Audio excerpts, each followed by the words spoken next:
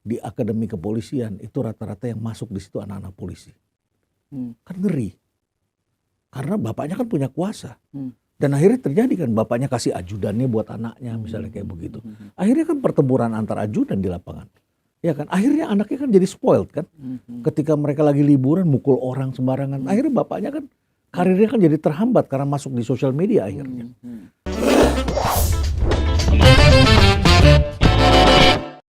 Prof pengen tanya ya Prof ya. Saya dan saya rasa banyak orang lihat profesor itu walaupun Prof adalah seorang ekonomis, tetapi kita melihat Anda itu sebagai seorang yang penuh dengan wisdom, kehikmatan, ya. Apa yang Prof suka utarakan di konten video dan segala macam itu, kadang-kadang banyak hal yang mungkin nggak necessarily harus tentang ekonomiknya gitu loh. Tapi life in general. Pengen tanya nih Prof. Prof ini berdasarkan pengalaman Prof sendiri dari kecil, atau mungkin dari orang tua punya pengajaran, cara memandang sesuatu hal? Saya kira itu gabungan banyak hal, Grace. Semua itu membentuk kita kan. Tentu masa kecil ya. Saya menghadapi situasi-situasi yang tidak mudah. Jadi saya harus banyak berpikir. Yang kedua, kemudian saya terbentuk dalam lingkungan yang sangat beragam. Sangat beragam. Dan sangat ekstrim beragamnya gitu ya. Yang ketiga, ketika saya sekolah, saya juga melakukan eksplorasi gitu ya. Saya eksplor semua. Kalau di Indonesia kan kumpulan fakultas. Kalau di luar negeri itu kan universitas itu kan kampus kita bisa lihat di tengah-tengah ada lapangan di tengah, betul kan? Lapangan di tengah, bel berbunyi, rame itu orang ke tengah, semua ketemu di tengah. Ada yang bawa anjing, ada yang naik sepeda, ada yang main frisbee, ada yang pakai sepatu roda, semua ketemu di tengah terus menuju ke gedung yang dia ngambil subjeknya. Jadi kita nyebar. Nah waktu saya ngambil master dan PhD itu saya melanglang buana kemana-mana. Jadi kawan saya ada orang physics, ada orang math, ada orang sociology, ada orang psikologi, dan saya berteman dengan mereka, termasuk orang yang gender, yang bicaranya gender, termasuk orang yang bicaranya war, ya gitu ya, bicara tentang history dan sebagainya. Jadi saya melanglang buana kemana-mana dan pada waktu itu sedang dipromosikan bagaimana menghasilkan PhD yang interdisciplinary.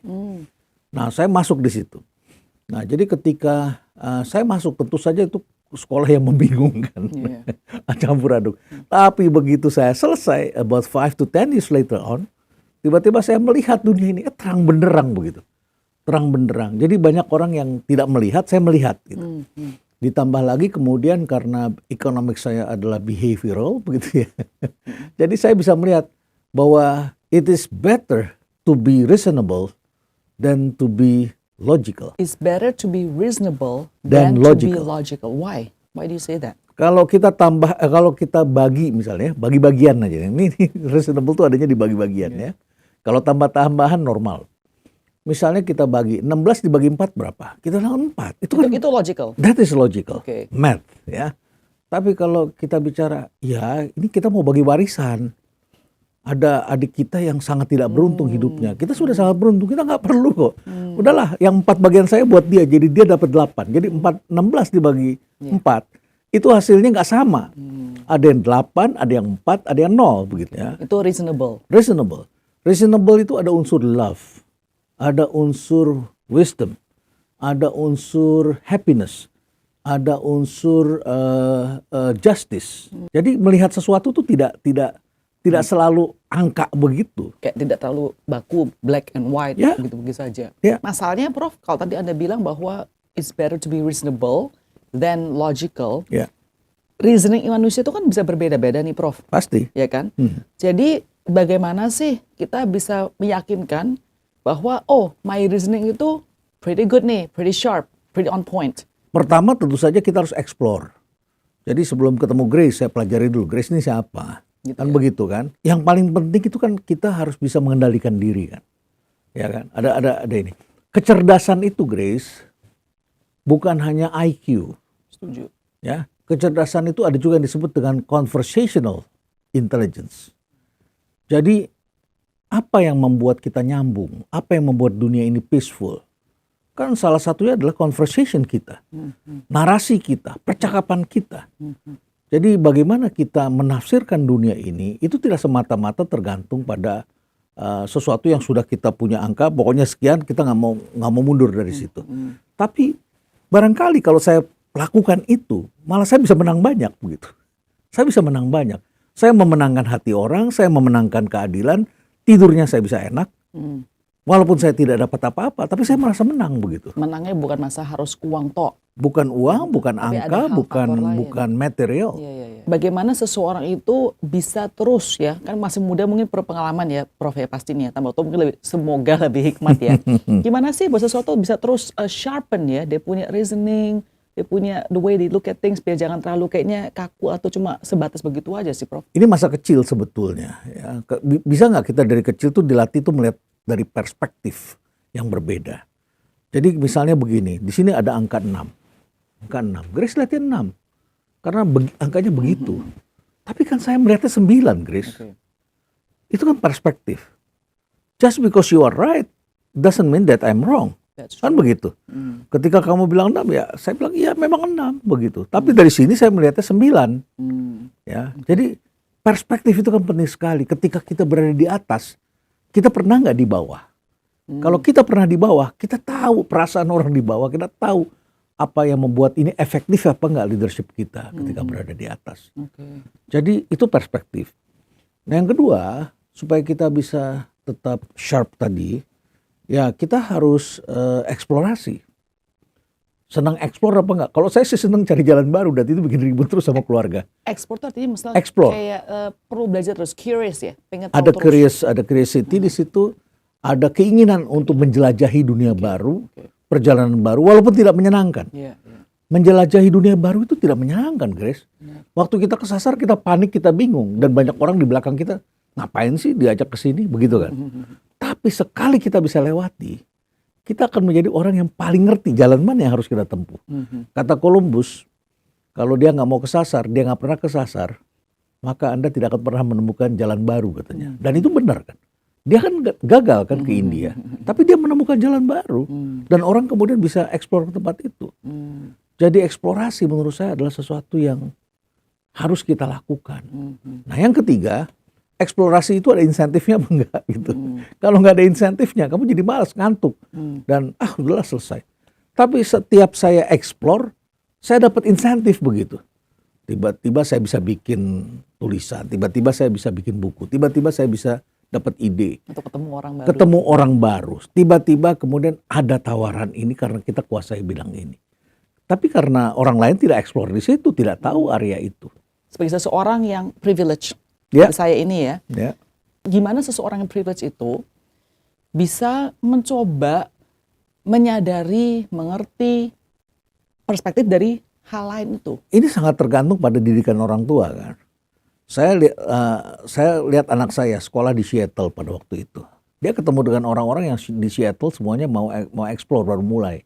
Jadi community college di sana. Karena bridging dulu kan. Dia khawatir dia ketemu sini. Didikan orang tuanya lain-lain yang datang ke sana. Ada orang tua yang privilege, punya anak yang privilege begitu, dia punya segalanya, dibiarkan apapun yang ingin dilakukan dan gak jadi apa-apa. Ya, bertahun-tahun gak jadi apa-apa di situ. Orang tuanya juga kelihatan ketika kita ketemu, kok ada ya orang seperti ini ya, punya duit banyak tapi nggak sama sekali nalarnya nggak ada, sama sekali dia nggak khawatir gitu terhadap anaknya bahwa ini sudah berapa tahun sekolah begitu. Nah, sementara kita kan khawatir. Kita kan ajak bicara anak itu diajak bicara apa enggak? Terus pertama. Yang kedua, ketika kemudian dia mulai merintis sesuatu, orang tua kan pengen agar usaha ini ada yang meneruskan. Itu pastilah. Berbahagialah orang tua yang anaknya ada yang mau di situ. Banyak orang yang nggak mau sama sekali. Nggak mau sama sekali, nggak mau susah, nggak mau segala macam. Kita harus syukuri dulu itu, ada yang mau meneruskan. Walaupun dia punya pikirannya sendiri. Oke? Tapi orang tua yang bijak lagi adalah kasih anaknya mainan terpisah biar dia tahu susahnya bangun usaha dari awal, dari nol. Kasih dia mainan. Jadi kerja orang lain dulu atau kerja sendiri dulu? Bisa kerja orang lain, bisa juga dia mulai usaha. Dan kalau gagal rata-ratanya, baru tuh dia mulai kemudian lebih kalem. Kalau anak baru lulus kan rata-rata ngelawan semua sama orang tua, Grace. Semua saya nggak tahu kamu lewatin apa enggak masa itu. Kamu koreksi orang tua barangkali. Ya, anak saya begitu gitu, dia koreksi saya wah salah pokoknya kita semua begitu. Sampai saya bilang, pusing kepala gue ini dampingin anak kayak gini ya kan. Tapi saya tahu saya punya tanggung jawab untuk membuat dia paham untuk membuat dia punya perspektif, untuk membuat dia melewati masa-masa itu. Tetapi yang paling penting lagi adalah dia bisa nggak mengendalikan dirinya. Dia bisa nggak ngomongnya itu nice sama orang lain. Kalau dari awal dia nice, nggak nice sama orang lain, dia nggak akan jadi apa-apa. Jadi buat Prof ya, pendidikan Prof kepada anak-anak itu membimbing mereka untuk bisa belajar sendiri dulu lah intinya. Ya. Explore di dirinya Ya. sendiri. Belajar juga untuk berkomunikasi dengan tepat, itu penting sekali Prof Ya, ya. itu Berarti penting sekali. simple manners lah berarti juga bisa Iya. dikatakan ya. Iya, Mungkin iya. satu hal yang sekarang banyak orang tidak memperhatikan, simple Iya. manners. Dan itu nggak gampang loh Grace, karena anak sekarang ini pagi jadi malam, malam jadi pagi. Kalau orang tuanya bilang kalau ayam berkokok sudah harus, jangan sampai itu rezeki jadi patok ayam, tapi anak sekarang nggak peduli, gue mau tidur pagi-pagi ya kan. Karena pagi jadi malam, malam jadi pagi kan begitu kan. Terus kemudian asik main game, ya. Dia menunggu di kantor, dia pikir kantor itu bisnisnya bisa dijalankan sama orang lain, ternyata nggak bisa kan. Sampai dia payah, dia jatuh, baru dia nangis dan kemudian dia bilang. Biasanya sih ada perubahan ketika mulai ada perubahan tahapan dalam kehidupan. Apa dia menikah, apa dia temu tantangan, apa dia punya challenge atau apa. Biarlah anak tuh belajar dulu aja di luar, apapun itu juga. Ya. Sampai dia baru sadar tuh susah dan mungkin gagal. Baru dia ada family business. Itu kan buat orang-orang yang privilege ya Prof ya. Ya. Kemarin ada satu diskusi di social media. Pas Pak Nadiem bilang, orang harus berani gagal. Banyak orang komentar kan, bilang gagal itu buat orang privilege. Menurut Prof, gagal itu apakah sebuah privilege, bisa gagal? Menurut saya semua orang berhak untuk gagal, satu. Apakah it's not privilege? Saya nggak ada kesempatan gagal loh, karena saya harus berhasil terus. Karena banyak orang yang berpikir sekolah bisa menggantikan semuanya. Tapi keberanian memulai itu, kalau misalnya gini, kalau privilege kan kamu hanya meneruskan, hanya melakukan. Tapi kan bisnis itu kan ada evolusinya, nggak selalu begini terus. Begini up and down. Ketika dia down, kan kita belajar bahwa di situ ada divestasi, ada trimming, ada yang kita harus pangkas, ada yang kita harus tutup, ada yang harus kita kembangkan yang baru. Pertanyaannya adalah sebagai leader, kamu berani nggak menemukan hal yang baru? Orang tua, katakanlah keluarganya Jarum, gitu. Orang tua mewariskan rokok, Sampurna mewariskan rokok, terusin. Sampai suatu ketika dia lihat ke depan nih rokok udah nggak jadi lagi nih seperti ini. Berani nggak dia switch kemudian dia ngambil di sektor keuangan? Berani nggak dia kemudian ambil di sektor yang lain? Misalnya Grace satu ketika, kayaknya kita perlu nih bahwa kamu tidak gagal di situ, itu adalah blessing. Tidak gagal. Tapi kan dalam perjalanan itu banyak yang meletihkan. Orang nggak nurut, kita dibentak, atau bank ternyata kemudian bicara lain, atau apa. Kan ada. Walaupun kita handle, akhirnya jadi nggak gagal. Tapi kegagalan itu bukan berarti hancur. Gitu. Kegagalan itu artinya dalam perjalanan ada hal yang kita begitu. Terus kemudian tidak sesuai ekspektasi kita. Dan kita handle emosi kita. Oke, jadi kalau kita melihat sekarang nih, kita bicara sedikit ya Prof dengan current issue, kasus yang anak pejabat ini. Tadi Prof bilang bahwa ini masalah pendidikan dari mereka kecilnya. So the problem sekarang ini, dengan apa yang terjadi dengan anak-anak pejabat-pejabat ini, apakah karena isu adalah dari orang tua? Agak susah dikatakan sekarang ini dari orang tua. Karena inilah yang disebut dengan culture, yaitu sosmed culture. Di dalam sosmed culture, hampir semua orang itu FOMO, hampir semua orang ingin terlihat kaya, bukan ingin menjadi kaya. Ini problem tersendiri nih, terutama bagi mereka yang barangkali kurang bisa mengendalikan diri dan lain sebagainya begitu ya. Sebenarnya kan kaya kan tidak perlu diomongin. Kalau diomongin malah sebetulnya kan kita tahu bahwa dia nggak kaya kan sebetulnya.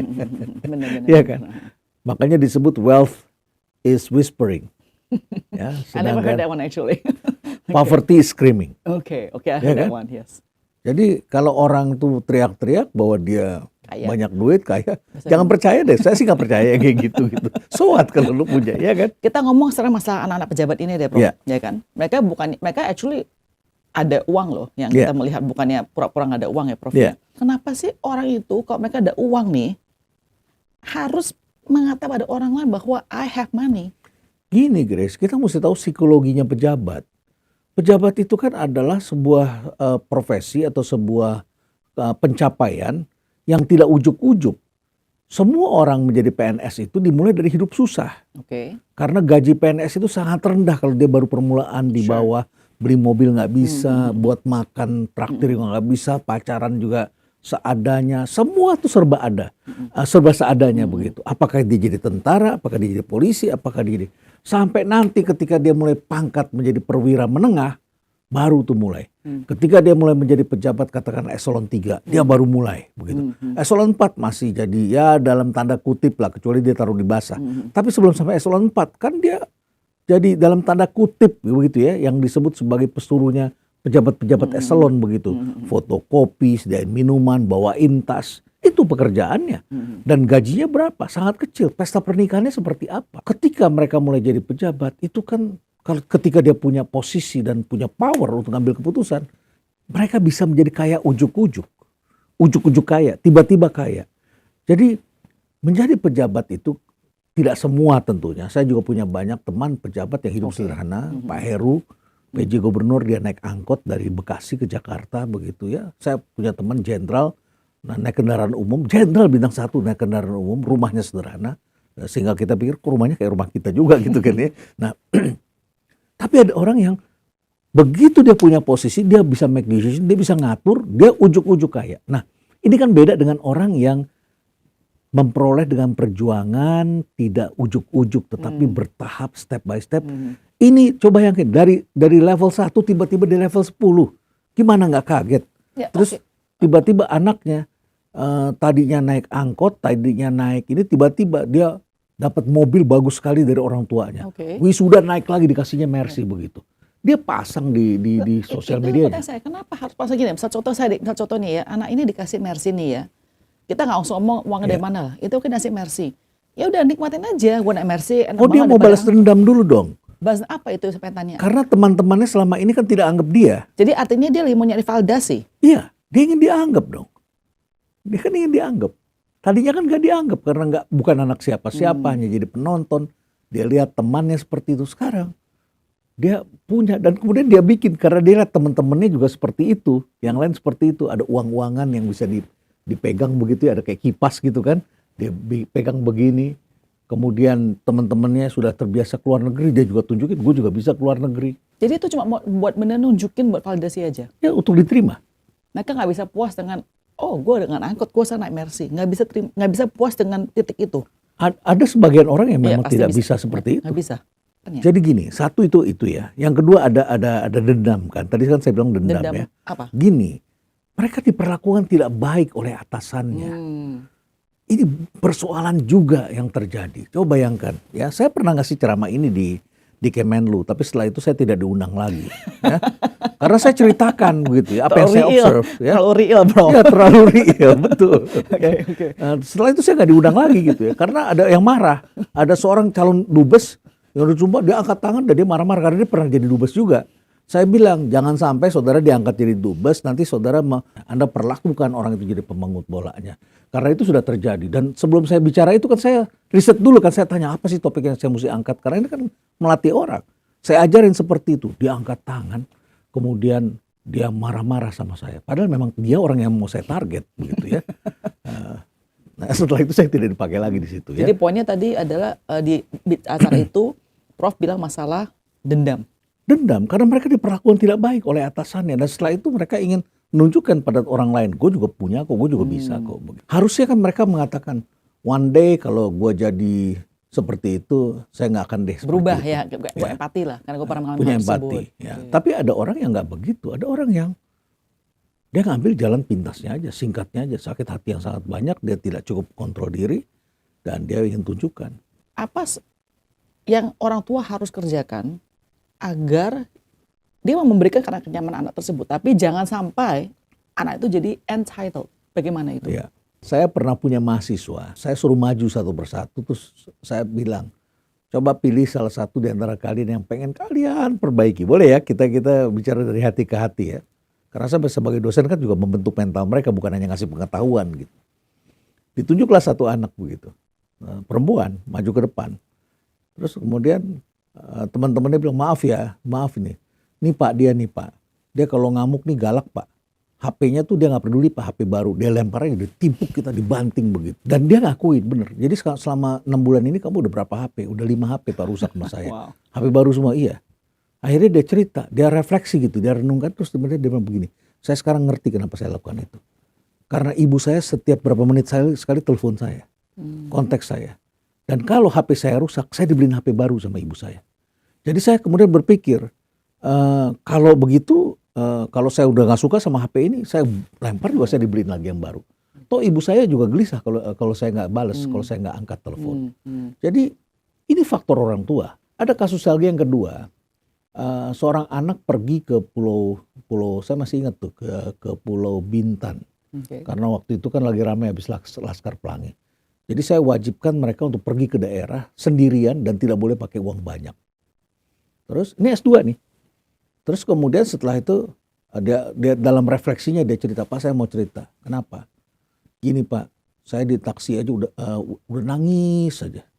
Karena sebelumnya saya udah diancam sama ibu saya.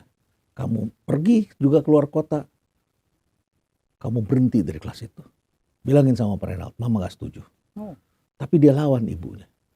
Terus dia tunjukin sama saya, Pak ini Pak masalahnya. Supir taksi sampai bingung sama saya. Dan bilang mana, Neng gak usah takut, ini Bluebird aman katanya. Sampai bilang begitu supir taksinya. Enggak Pak, saya belum pernah pergi sendiri. Enggak pernah pergi sendiri. Dah. Terus, padahal S2 ya? S2. Terus kemudian pergi, dia selamat. Terus dia tunjukin, Pak ini Pak, kenapa saya nggak dikasih pergi? Ini video saya. Biasanya saya kayak gini nih. Dia trauma, begitu naik pesawat dia trauma dengan ketinggian. Saya lihat videonya, saya tercenung begitu ya. Saya lihat ada ya orang kayak gini gitu. Jadi dia duduk di tengah, ibunya bilang kamu kakaknya nih duduk di sana, si ibunya di sini. Begitu pesawat itu menjelang take off, terus langsung ibunya bilang, kamu pegangin, ini sebentar lagi nih, ini sebentar lagi nih. Jadi diinduksi begitu terus menerus, dihipnotis sama ibunya seperti itu. Karena ibunya panik kan. Dan anaknya tak lama kemudian screaming begitu. Itu mengerikan. Bikin orang semua panik di pesawat gitu ya. Kaget lihat ada anak perempuan seperti itu. Jadi dia di pesawat, dia duduk sebelah orang. Terus dia bilang, Pak, maaf Pak, saya boleh nanya. Kenapa Dek? Pak, maaf ya nanti kalau saya teriak-teriak di sini. Loh kenapa kamu? Saya nggak berani Pak dengan ketinggian. Loh kenapa kamu pergi? Kamu nama siapa? Sendiri. Kenapa kamu pergi sendiri? Ceritalah dia di kelas saya begitu. Yo ini saya ngerti. Kan mereka pernah baca buku saya 30 paspor dan sebagainya. Oh Pak Renald pantes ya. Udah kamu ngobrolnya sama saya. Diajak ngobrol sampai anak itu lupa. Dan akhirnya dia bisa landing dengan selamat di Pulau Belitung itu. Setelah itu pulang juga diajak ngomong orang di sebelahnya. Dan setelah itu dia tidak punya lagi penyakit itu sampai hari ini. Dan terus kemudian dia bilang, Mama titip salam buat Bapak. Kita kan mendidik orang, Grace. Mendidik masa depan orang. Bukan saya ngasih buku teks, chapter sekian per sekian, kamu harus hafal semua. Terus kemudian hidupnya tidak berubah. Gitu. Jadi artinya saya punya tindakan yang penting daripada ucapan saya. Iya. Oke. Jadi harus berikan anak-anak tantangan, harus berikan anak-anak ketenangan, harus berikan cari jalan agar anak itu punya kekuatan. Tapi gimana sih sampai jangan to the point? Itu kan sangat spesifik example-nya Prof ya. Yeah. Oke. Gimana caranya kita mau kasih untuk kenyamanan, tapi jangan sampai to the point sampai spoiling them. Memang ada constraint di situ ya. Semakin ini orang tua juga khawatir jangan sampai anak gua kenapa-napa di jalan, pastilah seperti itu. Tetapi menurut hemat saya orang tua juga harus kenal watak anaknya. Anak kan harus dibekali kemampuan. Kalau dia lagi kesulitan atau apa dia tahu caranya. Dan surprisingly anak-anak kan sebetulnya punya otak. Tuhan kan kasih dia pemahaman, kasih dia sesuatu. Maka cara terbaik adalah ajarkan anak itu agar dia tahu bagaimana kalau situasi darurat dia hadapi.